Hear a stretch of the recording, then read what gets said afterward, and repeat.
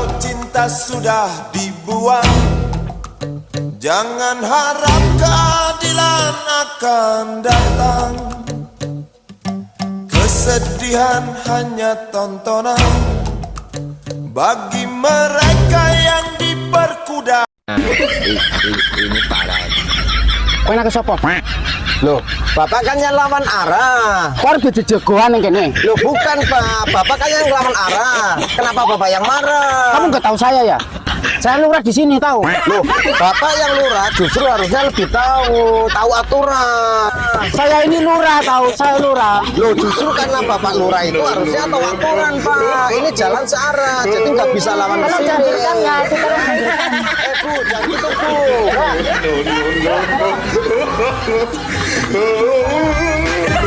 Bisa kan ini macam-macam. Tahu saya enggak kamu? Saya nggak perlu tahu Pak. Ayo. Masuk ini. Inilah problem besar pertanahan kita. Belum yang namanya kalau sudah mafia tanah masuk lebih ruwet lagi. Tapi Pak Menteri yang sekarang bekas Panglima TNI, datangi beliau, datangi sudah, mafianya nyingkir semuanya, udah. Dan saya udah sampaikan ke Pak Menteri, Pak, udahlah, jangan beri ampun yang namanya mafia tanah.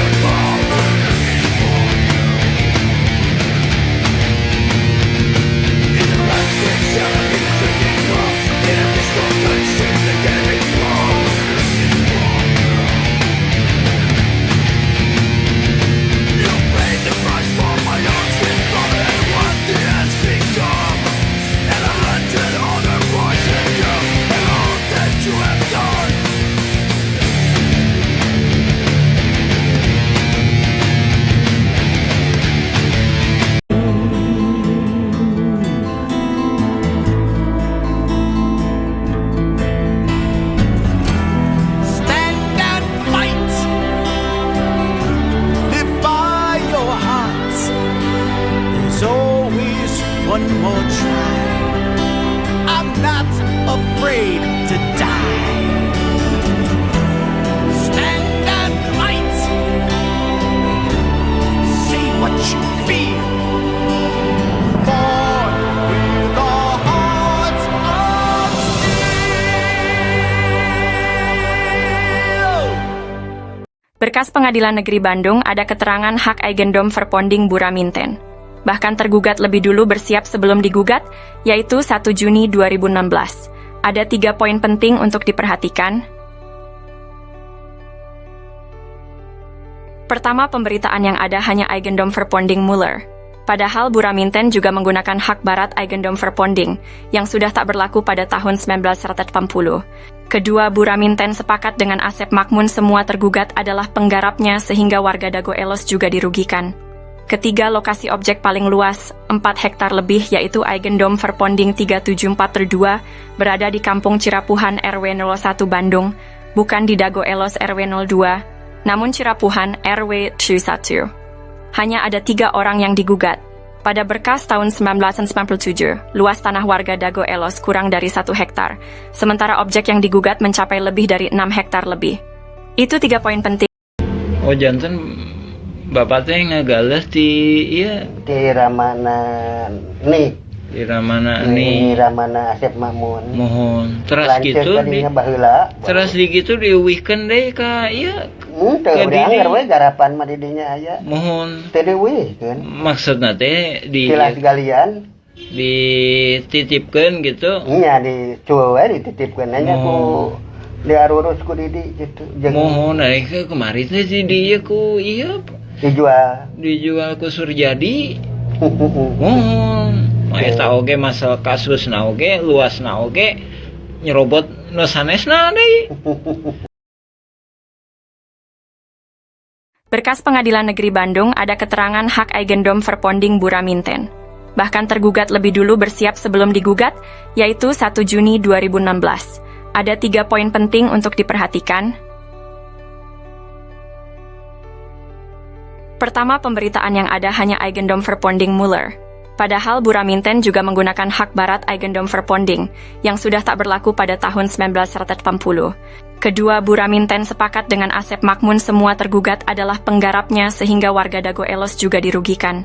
Ketiga, lokasi objek paling luas, 4 hektar lebih yaitu Eigendom Verponding 374/2, berada di Kampung Cirapuhan RW 01 Bandung, bukan di Dago Elos RW 02, namun Cirapuhan RW 1. Hanya ada 3 orang yang digugat. Pada berkas tahun 1997, luas tanah warga Dago Elos kurang dari 1 hektar, sementara objek yang digugat mencapai lebih dari 6 hektar lebih. Itu 3 poin penting dan jaringan mafia tanah telah beroperasi sejak 1980. Untuk itu, pemerintah diharapkan membentuk tim independen, cek film keluarga Muller durasi 4 jam. Bahkan keluarga besar TNI Polri juga menjadi korban dari jaringan Asep Makmun, Didi Koswara, dan rekan-rekannya. Warga kampung Cirapuhan dan negara dirugikan 100 miliar hingga 1 triliun, karena ini kolusi saling gugat. Bukan ngegugat, tapi saling gugat.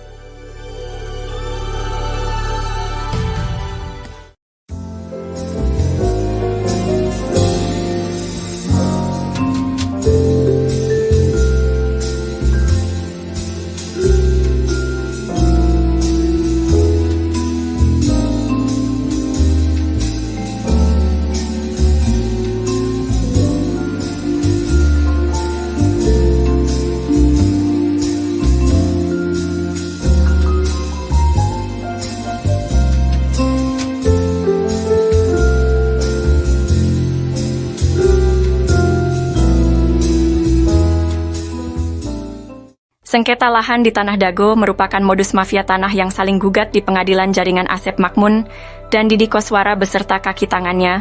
Pihak ini saling berkolusi dengan menggunakan hak barat, pihak tergugat dengan Eigendom Verponding Buraminten, dan pihak penggugat dengan Eigendom Verponding Muller bersaudara. Modus ini melibatkan jaringan Asep Makmun Cies sejak tahun 1980-an. Untuk mencegah penipuan oleh mafia Tanah Dago, maka perlu diperiksa juga oknum warga dan oknum aparatur negara dalam menangani sengketa lahan ini secara adil dan transparan. Pemerintah perlu membentuk tim independen karena praktik mafia tanah ini sejak sekitar 1980-an, diharapkan keputusan yang diambil tidak akan merugikan warga kampung Cirapuhan dan negara. Apabila tergugat menang, mafia Tanah Dago memperoleh tanah sekitar 1 hektar. Namun jika penggugat menang, mereka dapat memperoleh 6 hektar. Banyak informasi beredar hanya bersumber dari jaringan Asep Makmun, sekalipun Muller jadi tersangka.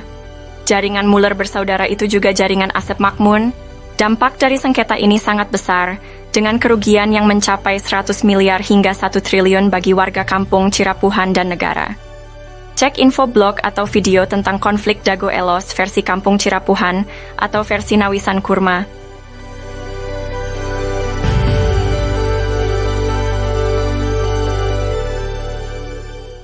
Halo semuanya, hari ini kita akan membahas sejarah menarik tentang kantor pos Dago dan terminal Dago juga, warga Dago Elos di Bandung sejak zaman Belanda. Pada tahun 1800-an, wilayah ini merupakan wilayah pribumi, lalu ada pabrik tegel Simongan. Pada tahun 1918 atau 1923 di Eigendom Verponding 3740 dan 3741. Setelah kemerdekaan Indonesia, sekitar tahun 1970-an, dibangunlah kantor pos dan terminal Dago. Pada tahun 1984, warga Dago Elos RW 02 diberi lahan di belakang terminal Dago dan belakang pasar Inpres atau kantor pos. Pribumi Dago Elos adalah keluarga leluhurnya Jana, seorang kuli panggul. Namun sayangnya, jaringan mafia tanah mulai menyerobot fasilitas umum di sekitar terminal Dago dan kantor pos. Maka ini merugikan warga dan negara 100 miliar hingga 1 triliun. Untuk itu, diharapkan pemerintah membentuk tim independen untuk mengungkap jaringan mafia Tanah Dago yang merugikan warga dan negara. Semoga masalah ini segera terselesaikan. Untuk info, silahkan cek blog atau video versi Kampung Cirapuhan atau Nawisan Kurma. Terima kasih.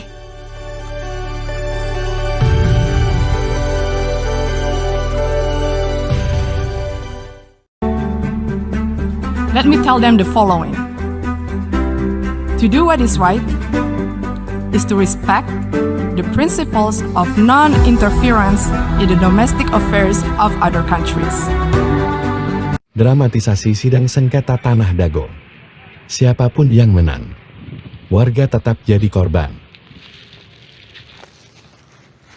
Assalamualaikum warahmatullahi wabarakatuh. Halo, saat ini saya sedang berada di wilayah Dago. Masih ingat dengan konflik sengketa tanah Dago Elos? Ternyata, konflik sengketa tanah Dago Elos merupakan dramatisasi yang sengaja dilakukan oleh beberapa oknum warga yang ternyata sejak awal sengaja dibuat sebuah skenario untuk saling menggugat. Konspirasi ini dilakukan untuk membodoh-bodohi warga, dan pada akhirnya warga masyarakatlah yang dirugikan. Berikut ini merupakan sepak terjang dari oknum warga yang merupakan mafia tanah. Diceritakan oleh seorang tokoh masyarakat, yaitu Muhammad di Yaman. Buka channel ini untuk melihat video lengkapnya. A'udzubillahiminasyaitonirrajim. Bismillahirrahmanirrahim. Assalamualaikum warahmatullahi wabarakatuh. Kita mengulas mengenai pernyataan kami yang mana kami menyatakan bahwa konflik Dago Elos adalah mafia tanah saling gugat. Di sini kita lebih fokus membahas masalah bahwa data-data tergugat itu didata oleh para penggugat. Yang mana kita sendiri juga menyaksikan sekitar tahun 2008 hingga 2014 atau 2015 sering kita menyaksikan Asep Makmun CS itu aktif. Dari sini juga kelihatan bahwa nama-nama pergugat utamanya 1 sampai dengan 4 ini adalah rekanan-rekanan yang udah biasa main pertanahan yang nggak jelas dengan kerjasama dengan pihak luar. Kita mengomentari pendapat ini itunya asal-asalan. Ya, bisa jadi memang asal-asalan, tapi ada yang nggak bisa dilakukan kecuali oleh hanya ketua RT atau ketua RW yang tinggal di daerah tersebut. Dalam hal ini Asep Makmun adalah ketua RW, sedangkan di RW 1 Aput Sukendar itu diangkat sama lurah. Oke, kita lebih fokus ya masalah tergugat nomor 69 Udin S. Ini Udin S ya, Dago Elos ya. Terus tergugat nomor 99 Udin Sudinta, Dago Elos ya. Terus selanjutnya ini tergugat nomor 232 dan 233 yang mana disebutkan atas nama Cepi. Cepi ini anaknya Udin Sudinta. Ini disebutkan alamatnya 215A sama 215 ya, cuma dikasih tambah A. Ini menunjukkan bahwa yang ngedata ini pihak tergugat, bukan penggugat. Ini menunjukkan suatu kerjasamanya. Oke, kita jelaskan ya. Adapun Udin Sudinta itu yang dimaksudkan dulu yang namanya Udin S ya, penggugat 69 ini ya. Dulu yang bersangkutan itu memang tinggal di RW 2 ya. Terus penggugat nomor 99 itu Udin Sudinta. Dia punya juga bidak di sebelah terminal yang sekarang dipakai tambal ban. Itu ya kan. Terus kenapa kok bisa itu Cepi, ada nama Cepi, padahal ini dia sendiri juga ini udah koordinasi antara penggugat sama tergugat. Nah itu tadi ya, Cepi 200, tergugat 232 sama Cepi 233 ya. Nah itu kita tunjukkan. Nah ini nih, nah, rumah ini rumah Udin Sudenta. Dari mana dia tahu bahwa ini punya Cepi, padahal Udin Sudenta punya lebih dari satu anak. Nah dari sini menunjukkan pihak tergugat, dalam hal ini pendata Asep Mamun CS, ngambil gampangnya, oh anaknya Udin Sudenta itu Cepi. Nah terus yang satunya lagi, kenapa diambil Cepi tergugat sebagai 233 beralamat 215 dan 215A.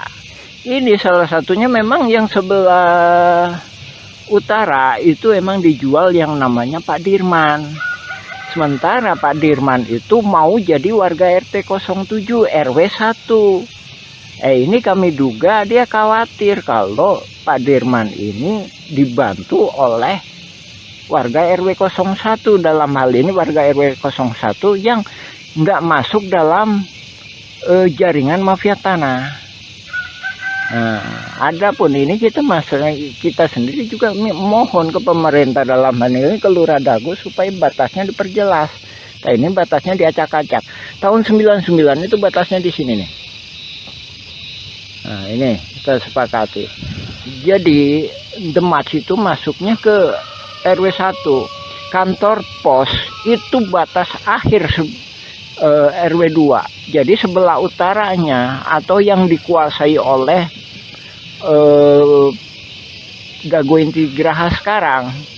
Jadi asal muasalnya kan dari pribumi, diserobot oleh Asep Mamun. Dari Asep Mamun ke Pak Budi. Pak Budi dijual ke PT Dago Inti Geraha, dia peralihkan lah garapannya ya.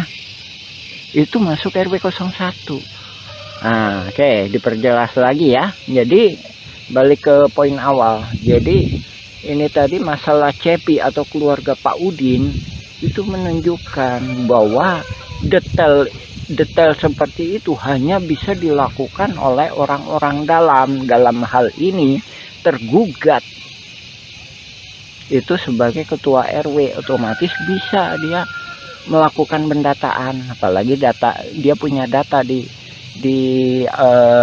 keadministrasian, apalagi juga Apus Sukendar sebagai ketua RW 1 ikut serta terlibat di dalam jaringan mafia tanah ini, yang mana Pak Apus sendiri bukan calon ketua RW tapi diangkat sama Lurah Dago sebagai ketua RW ketika masa pendataan. Ya itu ya. Lagi ya itu ya salah satu. Ini cuma salah satu uraian kami mengenai itu tadi ya, mengenai dugaan kuat bahwa yang melakukan pendataan adalah pihak tergugat. Tak sehubungan dengan yang itu juga, kami sendiri sebagai pengalaman, kami Muhammad B. Yaman, pengalaman sebagai ketua RT selama 2 periode. Jadi seandainya kami disuruh ngedata para tergugat seperti ini, juga kemungkinan kami nggak sanggup. Masalahnya bukan warga kami. Dalam artian para tergugat mesti sadar didata ini, didata untuk apa. Tak sementara dalam kasus konflik Dago Los FS ahli waris Muller itu para tergugat itu nggak paham. Nah di sini korelasinya ya Pak ya, Ibu, Bapak, alhamdulillah. Silakan cek informasi dari kami, baca blog kami Nawisan Kurma atau YouTube Nawisan Kurma, silakan mengenai keterangan kami lainnya. Ya demikian, assalamualaikum warahmatullahi wabarakatuh. A'udzubillahi minasyaitonirrajim. Bismillahirrahmanirrahim. Alhamdulillahilladzi khalaqas samawati wal ard Asyhadu an la ilaha illallah wa asyhadu anna Muhammadan abduhu wa rasuluhu. Allahumma shalli ala Muhammad wa ala Muhammad kama shallaita ala Ibrahim wa ala Ibrahim. Barik ala Muhammad wa ala Muhammad kama barakta ala Ibrahim wa ala Ibrahim fil alamin innaka Hamidum Majid. Alhamdulillahirabbil alamin. Tanggal 7 Mei kemarin perwakilan dari Presiden Republik Indonesia Bapak Jokowi alhamdulillah sangat cerdas sekali melakukan kebijakan solusi menangani mafia saling gugat di konflik Dago Elos FS ahli waris Muller. Nah, ini memberi kesempatan kepada warga Kampung Cirapuan untuk meneruskan pembuatan film dokumenter. Nah, ini kita menindaklanjuti ini ya. Pokok bahasan kemarin masalah bahwa pihak tergugatlah yang melakukan pendataan calon-calon tergugat. Dan dari sini juga membuktikan bahwa ini sering berkolusi ya. Kemarin juga ada saya sampaikan bahwa tergugat nomor 69 Udin S, bahwa ini satu keluarga ya. Tergugat nomor 69, habis itu nomor 99 Udin Sudenta ya, ini sama aja ini ya, satu keluarga ini ya. Ini cuma orang pribumi, orang yang maksudnya orang yang di situ yang bisa menjelaskan. Nah ini ya, yang membuktikan bahwa pihak tergugat lah yang melakukan pendataan. 69, 99. Selanjutnya ini, nah ini anaknya Udin S atau Udin Sudenta nomor 232 atas nama Cepi 233. Nah ini yang dijual ke Pak Dirman tapi tetap di atas namakan Cepi. Nah, ya kan? 1, 2, 3, 4, udah 4 ya. 4. Nah, 4. Nah, ini juga membuktikan tuh 5 Udin S. Jadi ini satu keluarga. Saya jelaskan. Jadi ini yang pertama itu bisa jadi yang di RW 2 atas nama Yani itu. Yani itu putrinya Udin S. Terus kan 5 kan? Yani. Terus 5, 6 ya? 6 ya? 6. Itu tadi ya, tergugat nomor 69, 1. Ini atas nama Yani, sekarang ditempati oleh Yani. Udin ST udah almarhum ya. Nah, terus ini Udin Sudenta. Nah, ini Udin Sudenta ini punya tempat juga di sebenarnya RT 07 RW 1 ya. Nah, ini jadi ada dua. Oke ya, 2 kan. Terus kemudian atas nama Cepi. Cepi itu anaknya Udin ya. Cepi itu anaknya Udin Sudenta yang nomor 2 ini 232 sama 233. Nah, ini yang di RT 7 itu ada 2 ini. Kenapa ini ada di atas namakan Cepi? Masih ada anaknya putra, masih terkait dengan putranya Udin S atau Udin Sudenta. Karena ini dijual ke Pak Dirman. Ini sebenarnya lokasinya di RT 07 RW 1 ya, RW 1. Alhamdulillah ini saya menyambut baik. Jadi Bapak Presiden Pak Jokowi melalui stafnya sangat cerdas dengan tidak mau melibatkan warga Kampung Cirapuan. Masalahnya yang membuat masalah kan mafia saling gugat ya mereka, yang menyelesaikannya ya memang harusnya mereka. Itu kalau kita ditanya Muller penipuannya di mana, kita nggak bisa menunjukkan kecuali menunjukkan lewat oknum-oknum, kaitannya dengan oknum-oknum. Tuh tadi kan. Sekali lagi ya, 69, tergugat 69, 99, 232, 233. Kan? Habis itu 301. Nah, ini kami berjelaskan. 1 ditempati Yani, putranya Udin Sudenta. Terus kedua di RT 7 itu ada 2. Yang satunya dipakai si Cepi, anaknya Udin S. Yang kedua dijual ke Pak Dirman, dioper aligalapkan ke Pak Dirman, tapi tetap atas nama Cepi. Terus ada lagi di terminal Dago, itu ada 2, 1 buat warung kopi, kedua bikin tambal ban. Nah, itu membuktikan ya bahwa ini nggak akan mungkin kalau yang melakukannya pihak penggugat yang notabene nggak paham betul area sekitar sini ya. Ya, alhamdulillah kita menghormati kebijakan Bapak Presiden. Kita juga udah nulis nih, Bapak Panglima Perang Tertinggi Republik Indonesia, nih nomor suratnya. Ini total berkasnya beratnya lebih kurang 2,7 kilo. Adapun yang kita kirim surat ke DPR Pusat beratnya 3 kilo.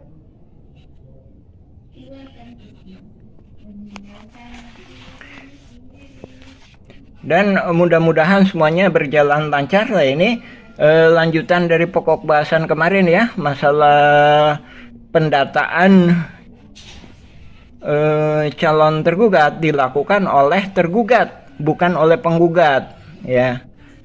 Jadi dari sini korelasinya bahwa menunjukkan bahwanya ini adanya saling berkolusi antara pihak tergugat maupun penggugat.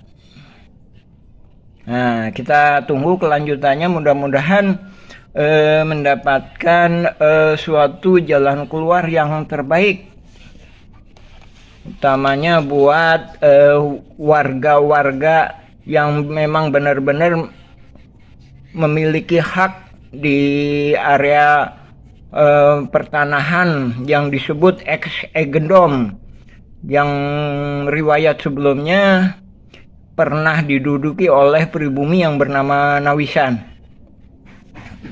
Ya, mungkin untuk bagian ini masalah tergugat, pendataan tergugat, kami cukupkan. Kita insya Allah kita sambung lagi. Nah, ini data nama-nama para penggugat yang kemudian dijadikan tersangka oleh Polda Jabar. Ini kan.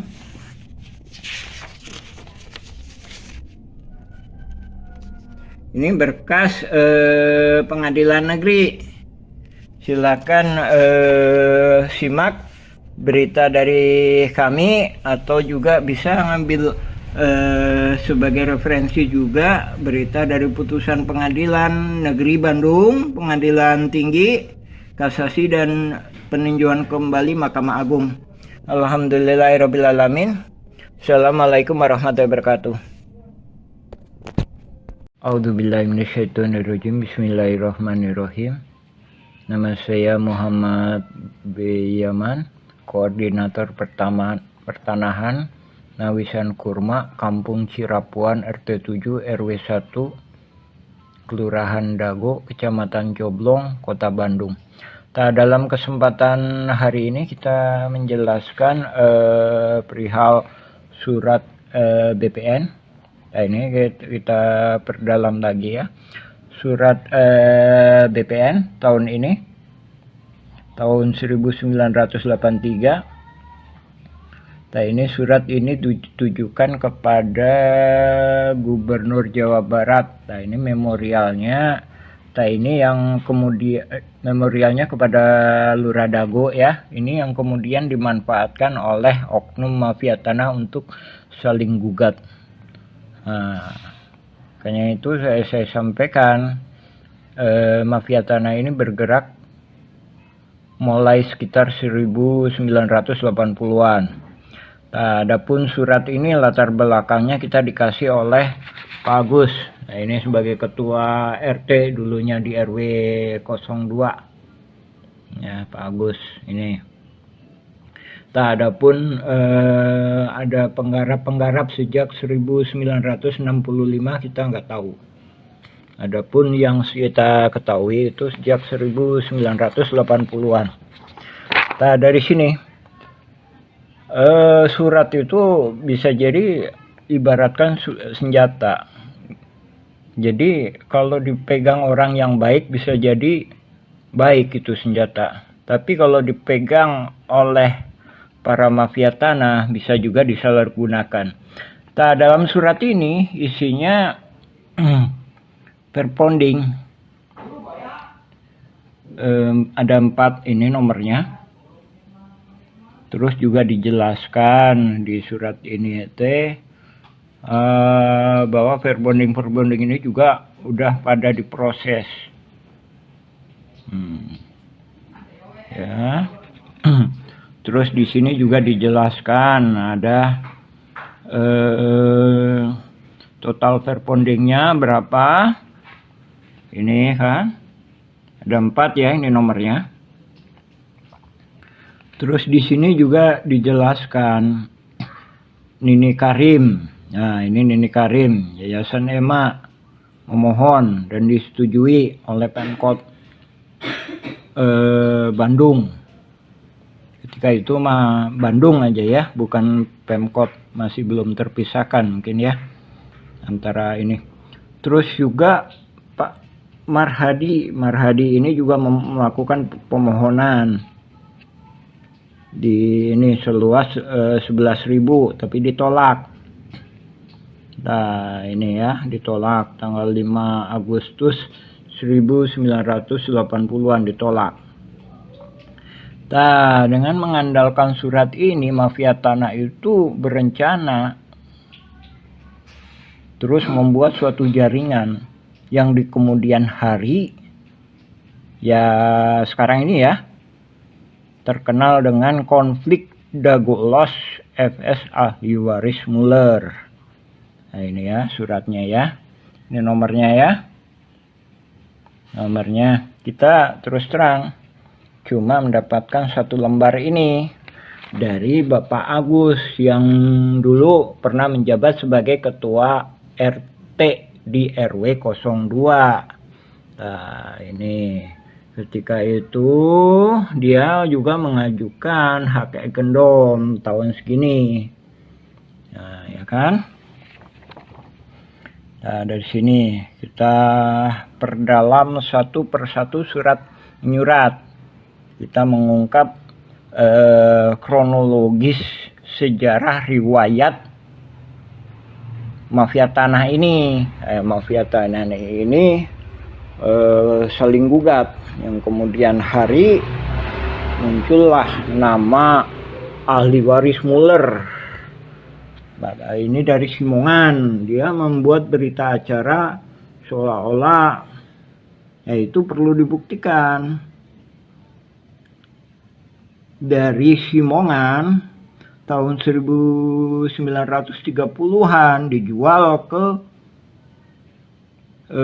leluhurnya yang sekarang nuntut itu, ya kan? Terus ini belum ada di pemberitaan ya. Ini perlu juga diselidiki kenapa kok nggak diberitakan. Bahkan BPN sendiri juga kita bertanya-tanya. Ini ada lagi Buraminten. Nah, ini berkas negara ini. Berkas negara putusan pengadilan negeri. Nah, ini nomornya. Nah, ini di halaman ini ya. Mulai dari 80, sebelumnya 80, ini 81. Ini dijelaskan 82 ya kan? 83 ini dijelaskan di sini bahwa Buraminten itu juga punya hak egendom verbonding, mengaku tuh ini kan tahun 1 Juni 2016. Ini sebelum Mueller gugat, dia udah mempersiapkan. Nah, ini perlu dipertanyakan. Buraminten sebagai pihak yang sepihak dengan tergugat udah mempersiapkan diri tanggal ini. Nah, ini perlu diperiksa ini. Nah, ini sedangkan kalau pernyataan kami duga kuat ini memanfaatkan ini. Nah, jadi memanfaatkan setelah agendum itu tidak dinyatakan tidak berlaku, kecuali ya memang masuk ke pengadilan. Tapi kenyataannya kan Buraminten sebagai pihak yang sepemahaman dengan Asep Makmun CS itu udah mempersiapkan lebih dulu. Nah, inilah skenario mafia tanah.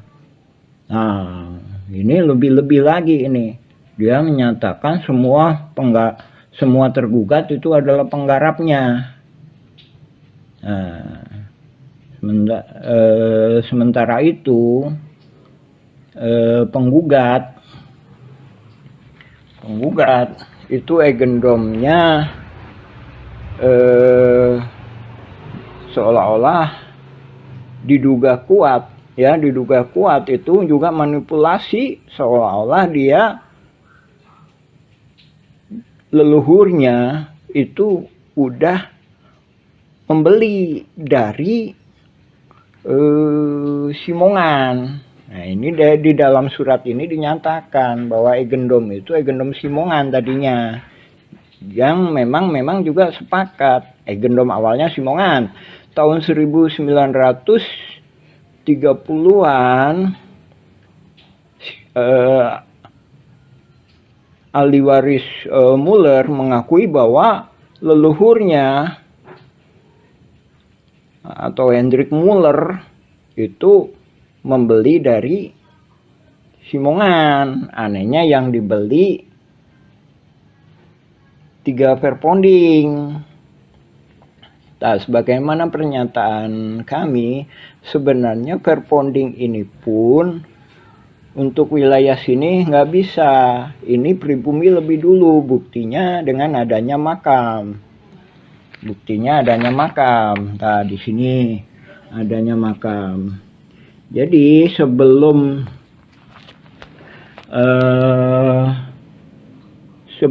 ini pun, sebelum Simongan datang pun tahun 1900-an, itu pribumi di sini, di daerah PMI sini PMI ini. PMI. Habis itu disuruhlah ke sini. Begitu disuruh ke sini, ternyata Simongan ini nyerobot lagi. Simongan itu kan Belanda penjajah, robot lagi. Nah, akhirnya juga disepakati lah di sini, ya kan? Di sini, ini pribumi. Jadi di sini Nawisan dan beserta keluarganya, beserta pribumi-pribumi lainnya. Nah, ini juga saudaranya Nawisan. Nawisan punya anak, Nek Okoh, Nek Emeh, Nek Eyong, Nek Ewung, Nek Emeh, ya kan? Nah, dari sini kan? Nah, dari sini juga udah ada pertentangan. Setelah Indonesia merdeka pun direbut kembali pribumi beserta tentara keamanan rakyat dan juga pemerintahan Indonesia. Ya. Jadi kesepakatan damai, balik lagi kesepakatan damai itu, ini pabriknya Simongan di sini nih, atau yang sekarang disebut RW 2. Nah, ini. Sementara ini RW 1. Nah, ini RW 1. Kenapa? Karena ini juga termasuknya keluarga Nawisan. Ya. Nah, adapun Nawisan Kurma bukan berarti ini tanah Nawisan. Yang kita maksudkan tanah yang pernah diduduki pribumi yang bernama Nawisan Mudah-mudahan penuh karoma itu ya. Silakan cek video dan blog-blog kami Nawisan Kurma atau Dago Elos versi Kampung Cirapuan. Nah, ini kita berusaha menjelaskan pada dunia. Nah, ini adanya gugatan Muller ini udah merubah sejarah ini, merubah sejarah. Nah, ini Asep Makmun sendiri katanya dari Nini Karim, sebenarnya juga dia nggak jelas. Dia juga udah ngoper-ngoperkan. Bahkan kedatangan Asep Makmun sendiri itu diajak sama bapaknya tahun 1960-an. Diajak kerja. Jadi bapaknya sendiri bernama Ahya itu numpang. Didi Koswara itu nikah dengan Eni. Eni itu anaknya Ahya, bapaknya Asep Makmun. Jadi juga numpang gitu. Jadi kesepakatannya bukan pemilik tapi numpang gitu. Adapun menggunakan Hegendom ini, jadi Hegendom ini warga pribumi Cirapuan sendiri menyepakatinya bahwa ini memang bagus untuk sebagai petunjuk petunjuk lokasi. Adapun untuk hak itu nggak bisa ya. Dari sini pun pindah ke sini itu kita warga Cirapuan itu disebut panyingkiran. Nah, ini sejarah Cirapuan itu sebenarnya asal kata dari Cipanyepuhan. Jadi wilayah ini, wilayah Dago yang sebelah sini itu disebut orang-orang yang ahli besi. Panyepuhan itu teh pembuatan besi logam, belincong, arit, pacul. Nah, ini dipekerjakan atau dipaksa. Tapi ini juga menurut pribumi akad-akadnya itu pribumi ini, leluhurnya ini kerja disuruh Belanda atau dipaksa ya membuat rel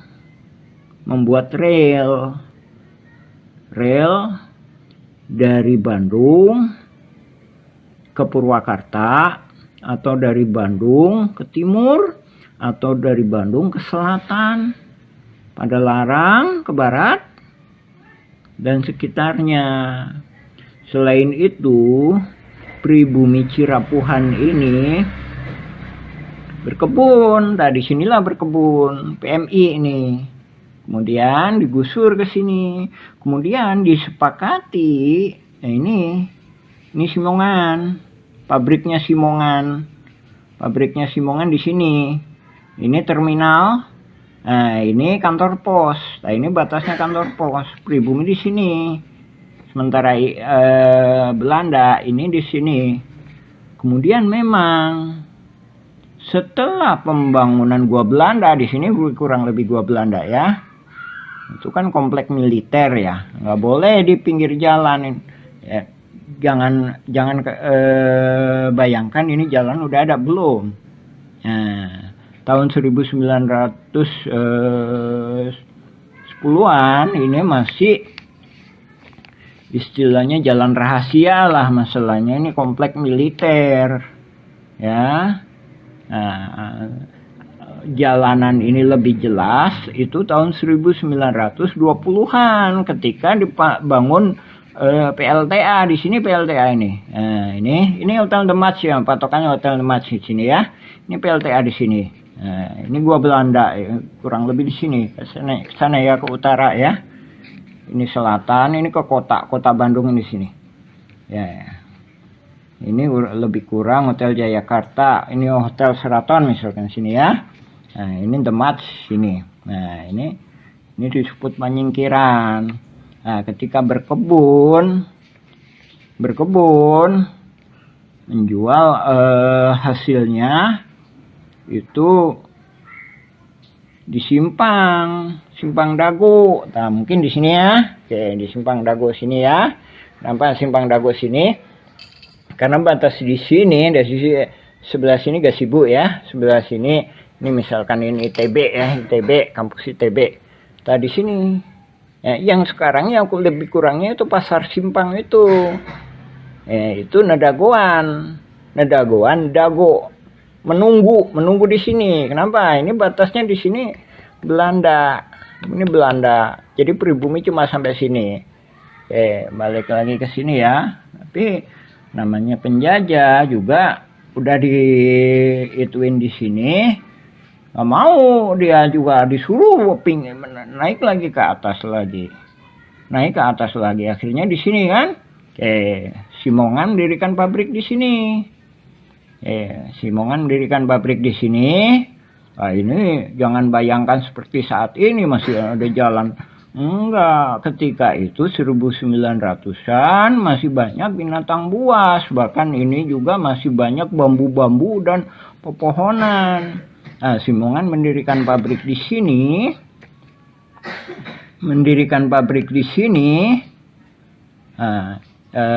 Pribumi mana di sini. Nah, Nawisan itu bersama saudaranya dan atau temannya. Kemudian di sini, nah ini leluhurnya Bu Iyos itu, Bu Iyos misalkan. Nah ini ntar Juanta itu di sini, Cirapuan Timur ini. Nah, ingat ya, Cipanyepuhan. Jadi Cipanyepuhan itu boleh dikata tempat pembuatan besi tempak. Bisa jadi orangnya ini. Jadi orang-orang inilah Bandung Utara ini disebut wilayah Cipanyepuhan. Bahkan juga dianggapnya petani juga bisa.